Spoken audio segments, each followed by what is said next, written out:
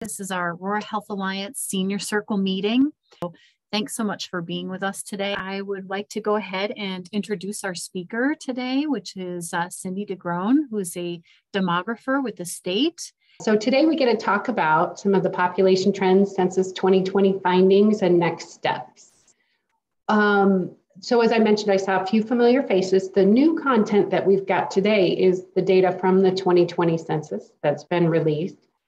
It was released at the end of last year. This is just the first bit of data that we get from the census, but then also a lot has happened in the last year, so we'll get to talk about that. So let's dive right in at first with what I think today's main takeaways are. So if somebody talks to you tomorrow and say, hey, what did you hear about at that meeting? These would be the items that I think are the most important that we're going to talk about. Number one, population growing at a slowing rate. And the results from the 2020 census confirm this for both the United States and for Colorado. But as I give presentations in particular to groups that work along the Front Range, they look at me like, are you sure population growth is slowing? You know, we've seen a lot of building go up, in particular downtown Denver, Aurora, no exception, seeing some growth. But by the end of today's presentation, I think I'll have you convinced that the growth will continue to slow. It's slower than what we experienced here in Colorado in the past couple decades, and that's going to continue. And the reason that we don't feel that way sometimes is this concentrated growth. And so we'll talk about that and look at where the majority of growth has been in Colorado. And then aging. You know, it impacts everything. The first of the baby boomers turned 65 just after 2010. So they're turning 75 now, and so we're seeing some significant growth numbers, the fastest growth in the state for persons 75 to 84 this next decade. And so we're going to talk about what that means for the state and for Arapahoe and Aurora, and then increasing racial and ethnic diversity. So the 2020 census painted, I think, what the most accurate picture we've had yet of the way folks identify in terms of race and ethnicity. So we'll look at that as well. This slide has a bunch of information. And so we're going to touch on it, what the 2020 data looked like. So for the US reaching 331.5 million, that was an increase of about 7.4% since 2010. But this was our second slowest growth rate on record. So we have to go all the way back to the 1920s to find a time period when the United States grew slower than it did last decade. Colorado just under 5.8 million, which we grew at 14.8%. So Colorado since the 1970s has grown and tended to grow about twice as fast as the nation as a whole. And I think that's going to continue. My expectation is that it certainly will. But as the US growth slows, so will Colorado's. That ranked us sixth in terms of percent change, ninth in numeric change. You know, we got the 8th seat. But this was our slowest growing decade since the 1980s. So we have to go all the way back to the 80s to find a time when Colorado grew slower than we did last decade. Arapahoe County reached 655,000, a growth rate of about 14.5%. So right there at the same as the statewide average. But Aurora grew at 18.8%. So growing faster than the county as a whole, faster than the state, and definitely a little more than twice as fast as the United States as a whole. And this was faster than they grew the prior decade as well. So 17.6 in the prior decade for Aurora, while for Arapahoe it was 17.2. So Arapahoe slowed, Aurora picked up pace a little bit. And from my conversations with some of the folks that I work with within Aurora and then also within Arapahoe County, we're going to continue to see some growth, specifically in Aurora. But the latest estimates that our office has just prepared, we're getting ready to release our 2021 population estimates. Statewide, we did grow, but at 0.5%. So absolutely impacted by the pandemic. We had that tragic increase in deaths that started really in the later part of 2020, but that continued strongly through 2021. And then we also saw a strong decline in births. So having a much lower level of birth. I can remember that at the start of the pandemic, the number one question I was asked is, will there be a baby boom, right? With people all under stay-home orders and everybody wondering what everybody else was doing while they were staying at home. And the exact opposite happened. So we actually saw a big decline in births, which we tend to during recessionary periods. I think folks lose their job and they think, all right, now's probably not the best time to have a baby. But we have seen that number bounce back up. So not a trend yet, because we only have 1 year of data showing a higher level of births in 2021 than we experienced in 2020. But that ranked us 17th in percent growth for Colorado and 11th in total growth. Aurora's population continued to increase from 2020 to 2021 by 2,400, and Arapahoe County only up by 660. So definitely the lowest growth that we've seen in Arapahoe County in a long time.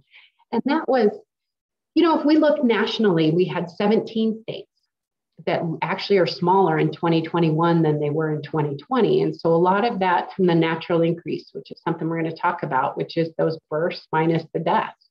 And so as we had that higher level of deaths and the lower level of births, we just didn't see as much growth across the US nationally. So if we were to look at a picture of what happened last decade, in terms of growth, all the states here in the darkest greens were our fastest growing states in the United States. And you can see that most of the growth in the US continued to be in the West and the South, where if we look at the Northeast, that was some of our slowest growing areas. And then we actually had 3 states decline.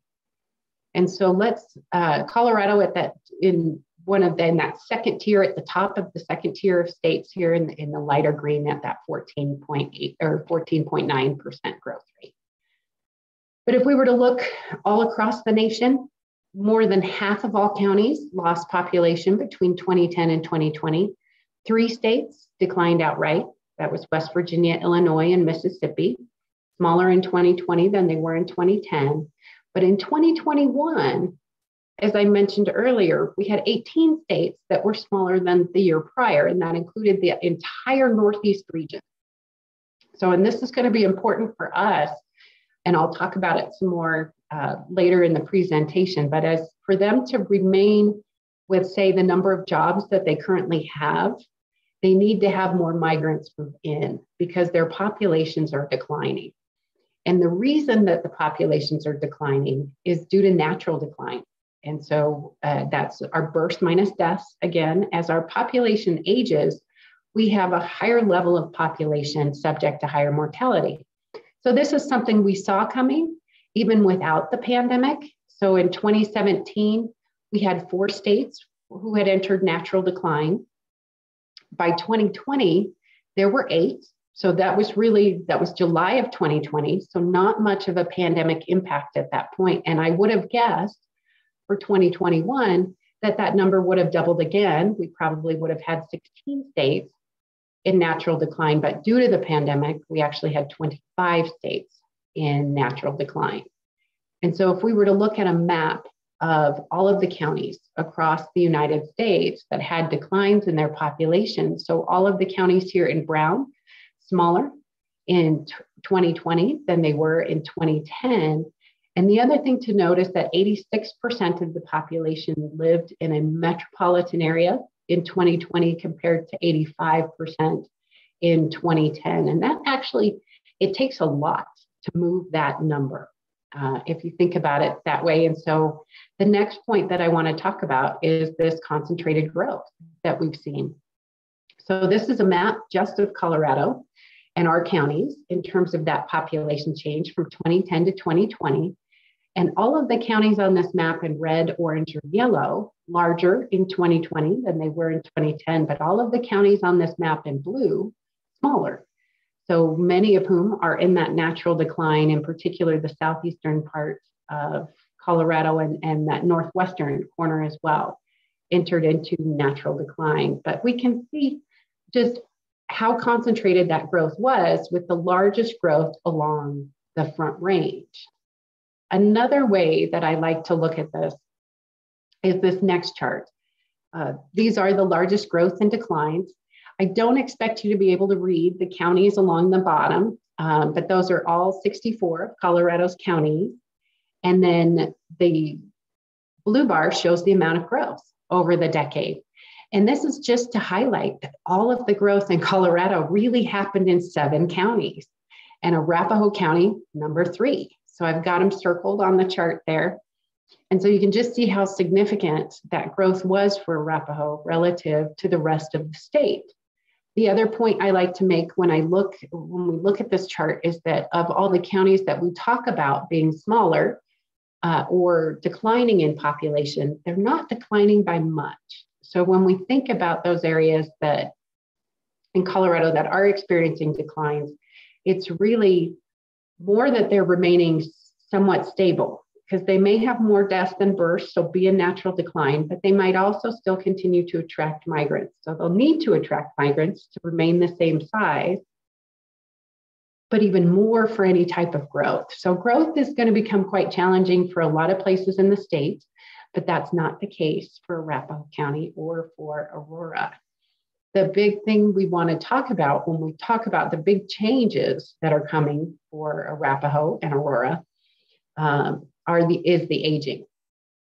And so let's talk about that. And why do we talk about aging? So no surprise to this group whatsoever, but that aging, it matters. And so preferences, where people shop, what they buy. Certainly when we look at Colorado's economy over the last decade, our fastest growing industry was health services. And that made sense because our fastest growing age group was 65 to 74, and they consume more health services. And so in response to that, we had health services grow significantly. Housing, big impacts, type, size, and mobility. We all know how tight Colorado's current housing market is right now. And so we do need more housing units than before, but even more than maybe we think we might need is one of the arguments I'm going to make here shortly. But a big impact on the workforce. So for those of you who may be doing 2 jobs because you had a colleague who perhaps left for another job and their position's still vacant, it's hard to find workers right now. And so it's that labor force has gotten really tight. We knew it was going to get tight. That was something we had been talking about, but COVID was an accelerator of some of this tightness in terms of folks who left the workforce. And so when we think about the labor force, the fastest growth in the labor force last decade was persons 55 and over. And we saw continued growth almost all decade, but in terms of folks who were continuing to work 55 and older, I mean, continuing to work for several different reasons. They were healthier.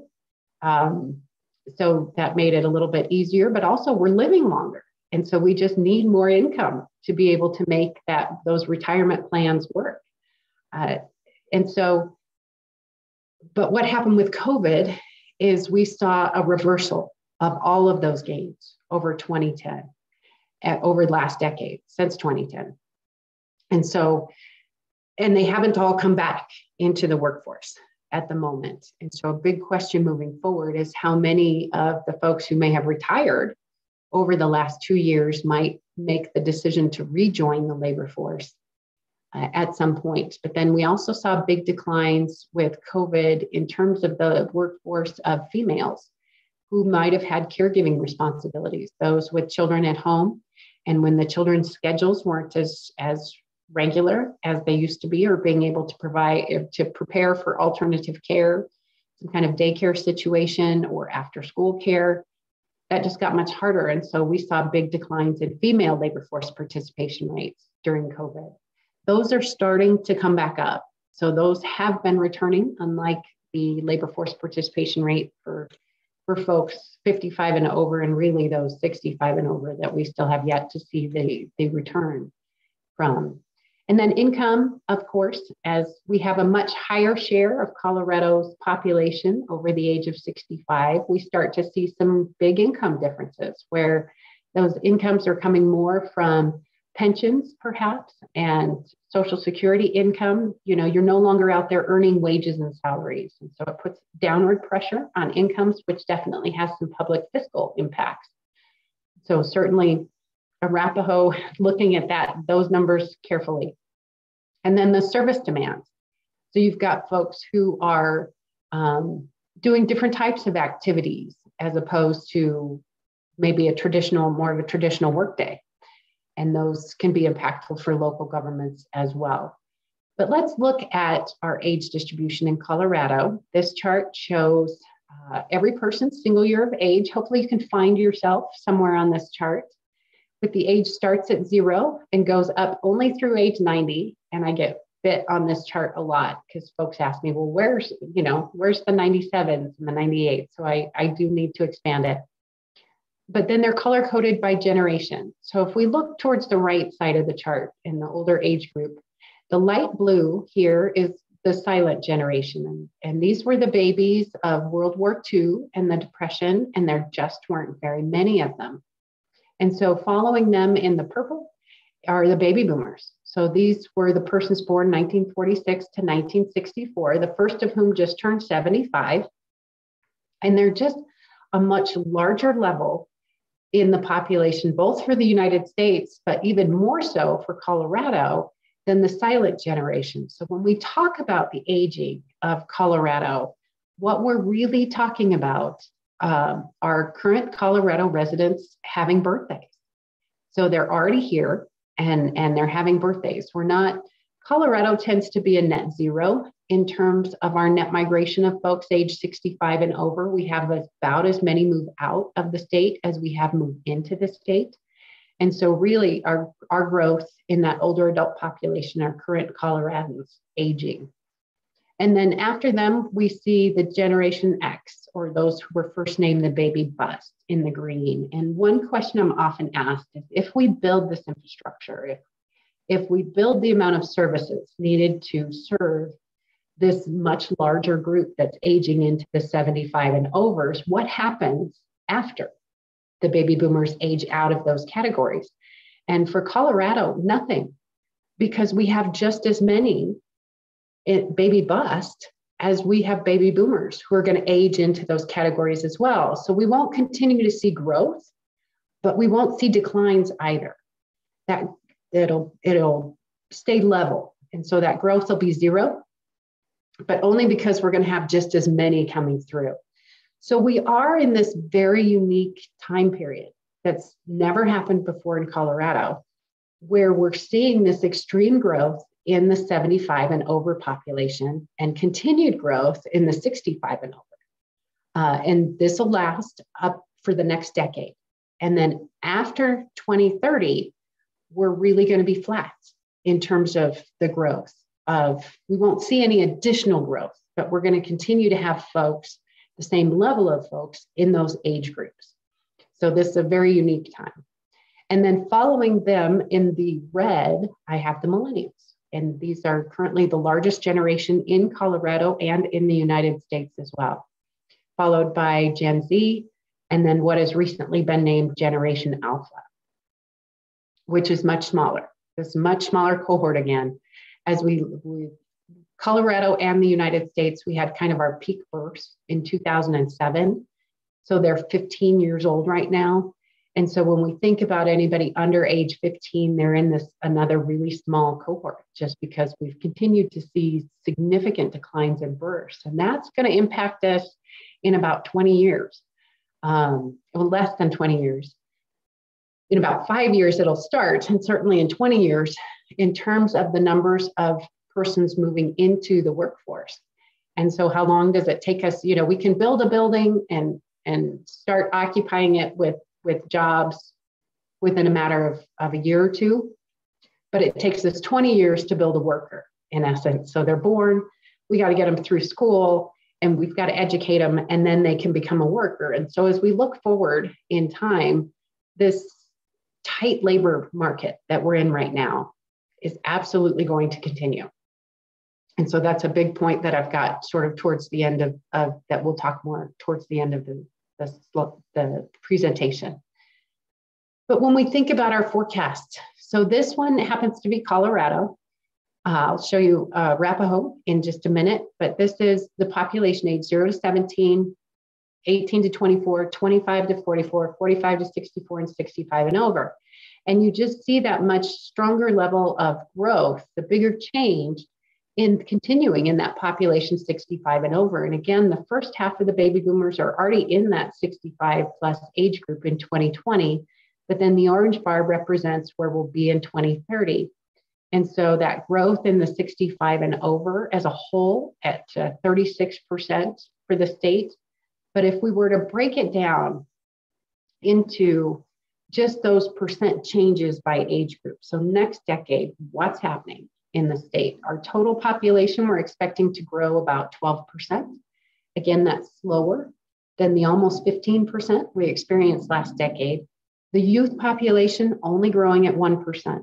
And again, this is the result of reduced births that we've seen. And in particular for our youngest mothers in Colorado, all mothers under the age of 30 having much lower fertility rate today than they did 10 years ago. Those entering the labor force growing at 5%. The older age workers, that's 0. And again, that is the baby boomers moving out of those age groups, aging out of those age groups, and the baby bust or the Gen X aging into those age groups. So we just won't see any growth, but we don't see any decline either. Those in retirement age growing 19%. The retired at 68%. And then long-term care at almost 50%. And this one, if we think about it, by 2030, our baby boomers aren't in that 85 and over category yet. Just the first of whom will be getting ready to turn 85. And so this growth of 50% in the 85 and over group is really just our increased life expectancy. It's the fact that we're all getting to have more birthdays and there are more of us. And so that age group is going to experience significant growth, even without that larger generation aging into it yet. But so Arapahoe County, this is what Arapahoe County's age distribution looks like. I would argue that Arapahoe County is the one county that actually looks most like looks most like Colorado in terms of their age distribution. So very similar. You do see a higher level of millennials relative to other generations within the state, but it's an identical picture of the silent generation versus the baby boomers. So just as significant for Arapahoe County.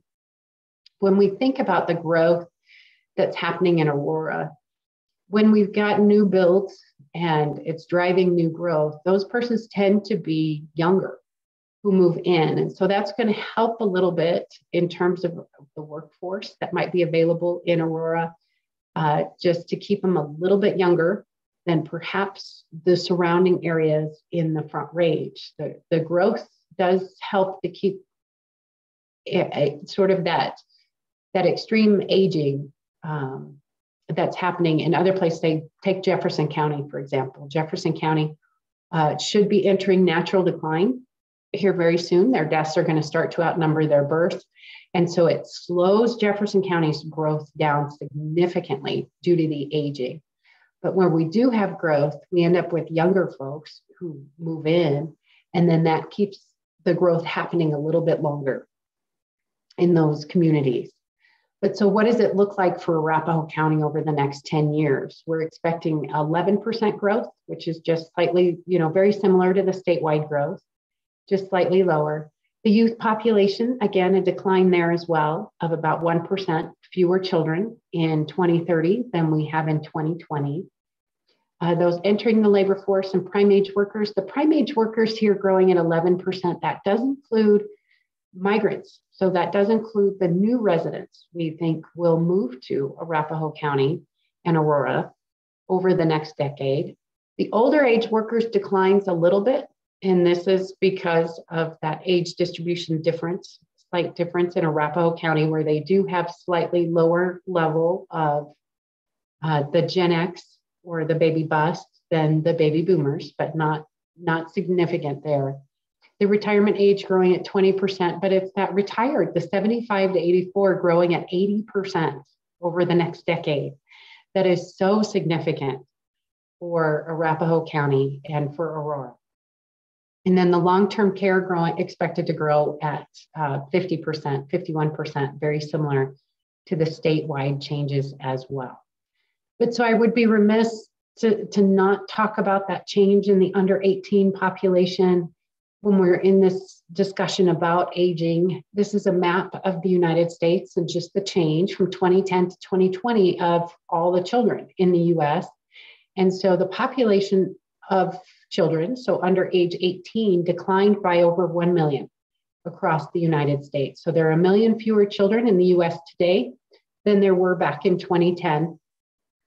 27 states overall lost population, so have fewer children than they did in 2010. Colorado is not among them. So Colorado did see growth, although we're in sort of that lightest tier of growth, where we've seen the most growth in children in Utah. Utah typically leads in terms of total fertility rates, and this last decade was no exception. And then you might wonder about North Dakota. They're leading in terms of children as well, but they saw significant growth over the decade in terms of movers to the state because of some significant development in the oil and gas industry. And so big job growth for North Dakota led to big kid growth for North Dakota, which that does tend to be the case. But then for those states where we are still seeing growth in children, we will start to follow behind the other states, in particular like the Northeast, where you see a smaller number of children than you did the decade before, just because of the decline in fertility rates. So what are some of the implications from age and aging? Consumer demand. As I mentioned, with health services being the fastest growing industry in the state last decade, that was absolutely the result of the growth in that 65 to 74-year-old age group. And this next decade will be no exception, and will absolutely influence the occupations that are in Colorado by 2030. Housing, household size, mobility, owners, remodeling, and accessibility are the points that I have here. And I think, when we talk about how tight the housing market is and what's happened to house price appreciation, it's gone up so much. And some folks are saying, well, folks just aren't moving around like they used to. Well, they wouldn't, because we tend to not move as much when we get older. The folks who we see on the move quite a bit tend to be younger. 25 to 34 is kind of the peak age in terms of net migration to the state. And, just as we get older, we tend to age in place. And so we don't see as much of that mobility. But then we also, as someone retires, if their job doesn't go away when they retire, we need to bring somebody in to take that job. And we've just got fewer people aging in to take their place, which puts more pressure on future growth as a result of a mover. Our millennials are also moving into second home ownership. If we look at just last year, the number of mortgages that were written within the state, a full 15% of every mortgage that was written for a second home. And that was certainly in part influenced by COVID as well. We had money, but we didn't spend it on a vacation. So perhaps we bought a second home, but that's put even more pressure on the current housing stock that we have. And then Gen Z is aging into housing in the first time home buying, but then we have a much smaller cohort behind them aging into adulthood. So definitely some continued significant pressure on building housing units. We just don't have enough at the moment within the state. And then I wanted to also talk about the fact that we're becoming more diverse. This is a chart from 2019 because we don't yet have the data from 2020 by age group in terms of race and ethnicity. But the point I want to make with this slide, this is the 2019 persons of color as a share of the entire population by age group. And we can just see how much higher those shares are for the 0 to 17 population versus the 65 and over. So diversity in Colorado is going to continue to increase, in particular, those entering the workforce, much more diverse than those aging out of the workforce. So just a much more diverse picture moving forward. So if we look at the census data, in terms of the population change by race and ethnicity from 2010 to 2020, we can see if we go, so we talked about it, Colorado grew by 744,000. If we go to the bottom of that chart, 32.2% of that growth identified as white alone, non-Hispanic. And so that was the largest growth, but almost the same number identified as Hispanic or Latino in those persons. So that's their ethnicity, and they could be of any race. The third biggest growth, or 21.5% of that growth, was those who identified as two or more. And this one in particular, I just want to caution folks when they look at these comparisons, because the Census Bureau also changed the way they tabulated the data that we're receiving. And so those who would have identified as two or more, we did see increases in that. Some of that is folks who identify as two or more. Some of that is coding changes by the Census Bureau. But this chart I wanted to add and show, just because it's Arapahoe County specifically, and we can see the blue line at the top are the residents of Arapahoe County who identify as white, non-Hispanic. And so we can definitely see that aging bulge towards the 60-year-olds or the higher level of the white non-Hispanics there, and that is the baby boomers. But then as we look at those younger age groups, we see a much more significant level of those who identify as Hispanic, Black non-Hispanic in the green line, Asian non-Hispanic or Pacific Islander in the red line, and then the American Indian, those who identify as American Indian, non-Hispanic in the purple line. And Arapahoe County is the most diverse county in the Front Range in Colorado. And so when we think about the forecast and what we think is going to happen moving forward, those births are going to continue to slow. We know that deaths have continued to be up higher than we expected, but also we expect them to remain higher because we've got a larger share of our population within older age groups, and so which are subject to higher mortality. Migration. We do have some big questions in terms of those movers. We expect to come to Colorado and to Arapahoe County also. Just we saw some significant slowing pre-pandemic and during the pandemic. We know everybody there wasn't as much movement during the pandemic that lightened up. We did see some movement in particular back into the metropolitan areas of the state towards the end of the pandemic. So short run, we think we're going to return to some of those pre-pandemic numbers, in particular because of the pressure that's being put on new workers from retirements. So again, just a result of our aging, this is how we're expecting the levels of folks who are going to move to Colorado. Colorado's expensive. We are according to the latest ACS, we are the fourth highest housing cost in the nation. And so we are certainly the highest housing cost of any state not on a coast. And so that makes me wonder how competitive we're going to continue to be, but we're certainly cheaper than California. We're cheaper than New York, which is where we get a lot of our migrants from those states. And so should continue to be very attractive to those states. Then I've got this work from anywhere. So telework is certainly a question.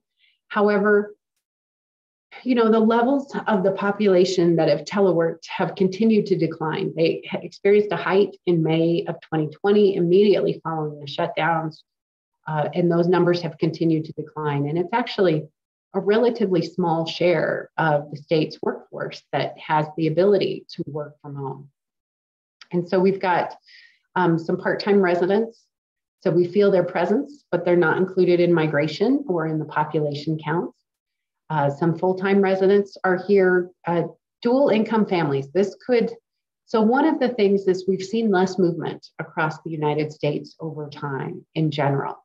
And some of that is because there are typically two folks working in each household.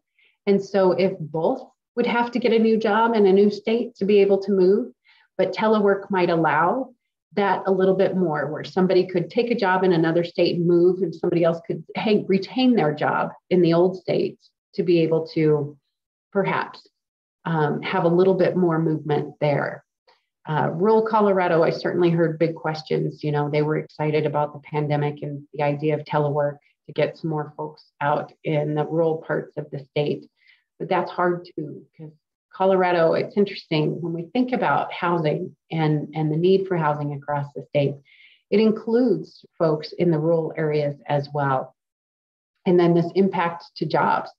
And so to the extent Arapahoe County has a high number of retirees say that their job can be done remotely, that person doesn't necessarily need to move into Arapahoe County. But again, those numbers are small that we're finding in terms of those who can be fully remote and not have to live within somewhat of a commuting distance because a much larger share of the workforce is going to sort of a hybrid situation. And so just statewide, what that looks like, you can see our growth here from 1970. This is 1970 to 2050. This is just a picture of how Colorado's grown. So each one of those bars represents 1 year, and they're color coded. So the orange part of the bar represents net migration, while the blue part of the bar represents what we call natural increase, or those births minus the death. And we can see Colorado had strong net migration in the 1970s, and it was followed again. We had strong job growth in the 70s. Then in the late 1980s is the only time period on this chart where we had more people move out of Colorado than move in. And that was the natural resource bust at that time. Then we had significant, and it was interesting, California was doing really well. And so it was funny because we had a bunch of Coloradans move to California in the late 1980s, but then in the 1990s, Colorado's economy was doing much better than, say, California's. And so we had a lot of Californians move to Colorado in the 1990s, for those of you who remember it. And we called it, we talked about it as the growth that was never going to end until it did. And it ended with the tech bust in the early 2000s. But then we see strong growth all the way through the Great Recession. Colorado continued to grow jobs in professional and health services, even though we had lost over 100,000 jobs in construction and manufacturing. There weren't better opportunities elsewhere for the construction and manufacturing. But then we see that huge dip sort of in the middle of this chart, and that is where we are today. That was 2021. That was that really slow growth year. And the pandemic certainly impacted it with very low levels of both the natural increase, which is in the blue, as well as the net migration. But moving forward, we expect to return to growth and see some bigger numbers in terms of net migration. And that's what we're expecting to be driven by retirement. So as we have this population turning 75 and much more likely to not be in the workforce and separate from their job, we need somebody to come in and take that job, as long as their job isn't going away with them with their retirement. And so some growth after that, but you see it's slow, just much more significantly than what we've seen in the past. And so when we talk about growth in the future, it never really exceeds where we were in the years prior to the Great Recession. We don't expect any more really strong growth periods. And where will that growth reside? You certainly can see Arapahoe County on this chart in and among some of the faster growing. The fastest growing in the state is expected to be Mesa County, followed by, Weld County up north where Greeley is located, and then followed by El Paso County where Colorado Springs is, and Adams County is expected to grow quite significantly. So Arapahoe in that sort of second tier of states in terms of growth. So still significant growth numbers coming for Arapahoe County relative to other counties in the state. So in summary, I definitely wanted to focus on some of this impact on the labor force. We heard a lot during the pandemic about the Great Resignation kind of idea, and I just don't think it captures what really happened well. I think it was more of a perfect storm. Honestly, we did have, because those Great Resignations, most of them went to a different job. You had a lot of opportunity. We had a lot of churn in terms of the workforce. But we did see, like I mentioned, a higher level of retirements during the pandemic, and those folks have not yet come back into the workforce. But at the same time, we knew this was coming. We knew the labor market was going to get tighter just due to our age distribution. So the pandemic accelerated that tightness, and then we just don't see relief from it. And so the labor force is going to continue to grow slowly. Again, our peak birth, those babies are now 15 years old. And so once they start moving into the workforce, we're going to continue to be really tight. So no relief from a demographic perspective. In terms of the numbers of workers, migration is slowing. International migration slowed significantly during the pandemic. And that one I know has impacted a number of healthcare businesses just due to the fact that there's a higher level of representation in terms of immigration within those particular industries than others. We're looking forward to Hispanic and multi-race growth in the labor force as that much more diverse young population ages into the workforce. Actually, about 6 out of every 10 entrants into Colorado's labor force identifies as Hispanic over the last 5 years. And then aging, we've got 500,000 in terms of the growth in the number of retirees in the state this decade. And so this is sort of that second half. We're halfway in terms of really shifting the state's age distribution to be much older. And then COVID, we definitely had impacts from it, not bouncing back like historical trends in terms of those older adults in the workforce. There was stock market appreciation that may have kept some people from returning to work.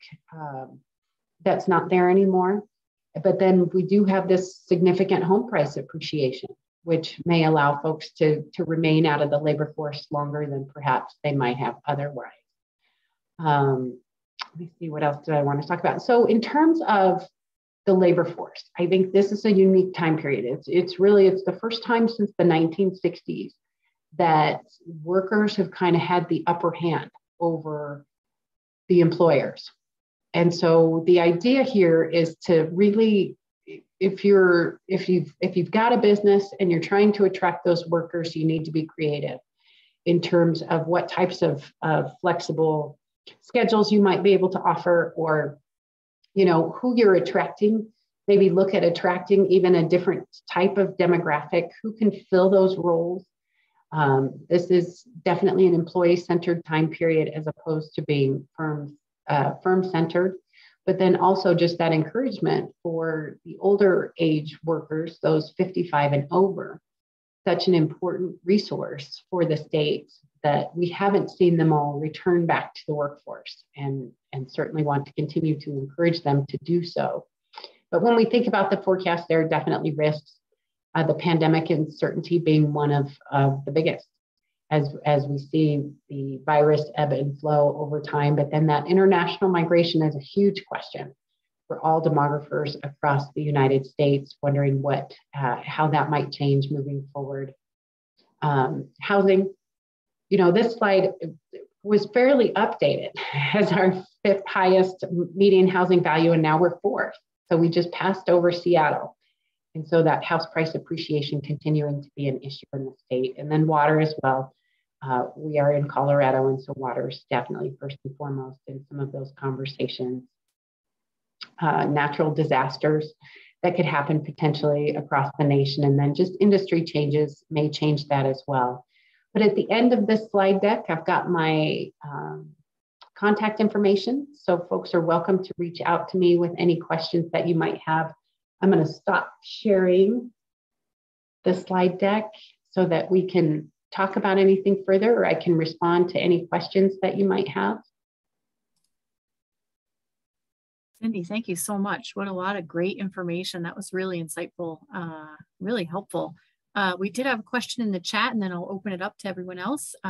What's the reason behind the growth in Utah for 0 to 17-year-olds? Yes, a big part of that is Utah's recent growth. So Utah has been a very, well, first they've historically, and because of the concentration in particular of the Mormon population, tends to have higher total fertility rates than other populations. So they've always had a higher total fertility rate, but at the same time, they have had significant job growth. That over the last decade, they've been one of the fastest growing states in the nation. And typically when we talk about that growth, when you think about those new housing units coming in, those are typically young adults. And just like Colorado, for them, they attract mainly the 25 to 34-year-olds. And then once they come in for their job, they meet a significant other perhaps. And then once they meet that significant other, they're able to have a child. And so that's where we see most of the growth happening. So I always say, you get your jobs, then you get your movers, and the babies follow. And so that just keeps you much younger.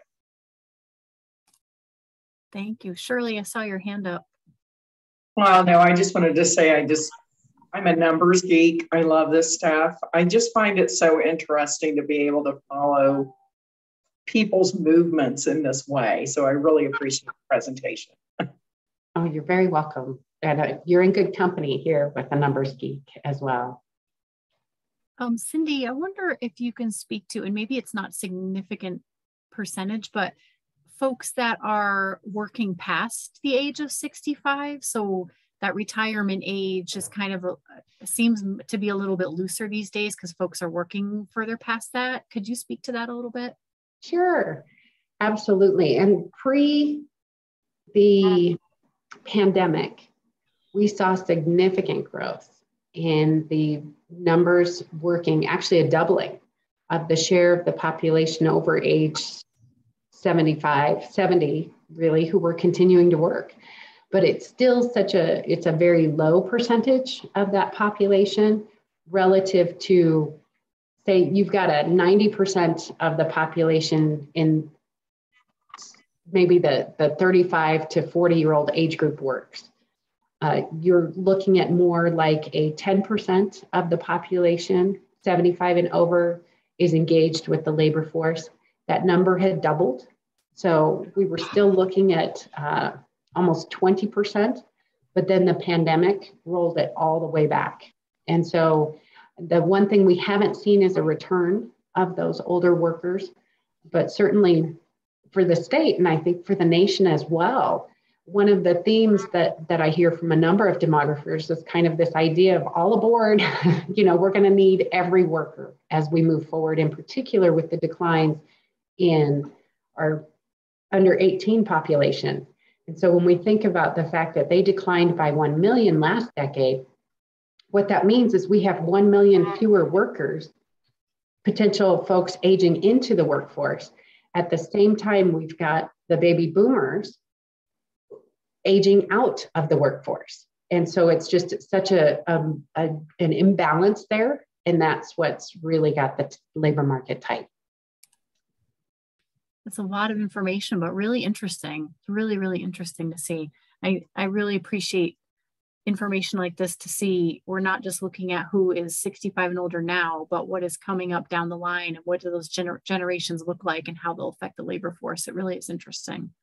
Right. One of the big conversations we've been trying to have with some of the groups across the state that support older adults in Colorado who focus perhaps on the 65 and over is how many within your group are 55, because they're the ones who are aging into it, and it, being able to include them as well, certainly I think has been helpful for the state unit on aging to start looking at that. And it's an engaged group that's very interested because. Rosalind, I see your hand up. Hi, Rosalind. Hi, everyone. Thank you so much. This was a great presentation. Is the state also accounting for entrepreneurs?